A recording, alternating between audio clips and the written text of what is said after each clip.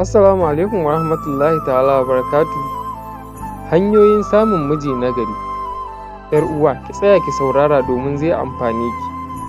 Duk wata mace da ta gagara samun miji nagari to lallai akwai abubuwa a kanta. A matsayinta na ‘ya mace, ta taɓa ƙoƙarin samun miji nagari amma ba ta samu ba? Ga wasu shawarwari daga bakin masana idan har duk yadda kika yi wajen neman wanda yake son ki kuma ya damu da ke amma haƙar bata cimma ruwa ba, to gwada waɗannan abubuwa ki sha mamaki. A watan azumin da yake gabato mu, ki ƙoƙarta wajen kyautata dangantakarki da Allah, ki ba da kyauta ga mabuƙata, haka ki yawaita fara'a a fili da roƙon Allah ya kawo miki miji nagari da kuma dacewa da sa a wannan rayuwar. Ki rage yawan faɗa da yawan surutu tsakaninki da sauran 'yan uwa mata ko kuma maza.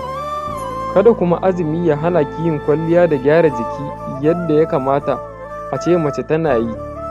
Ƙoƙarta wajen kamun kai, magana da kowane irin mutum, shiga harkar da babu ruwanki, gulmar ƙawa ko kuma aboki, yawaita bincike don ƙawarki tana da saurayi.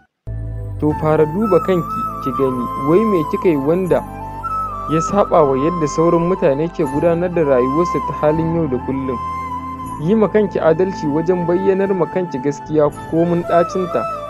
Duk idan mace ko namiji suka tsare waɗannan shawarwari a cikin wannan watan mai gabato mu, to ba abin mamaki ba ne idan Allah ya kai rai da lafiya bayan sallah a dace da alkhairan Allah.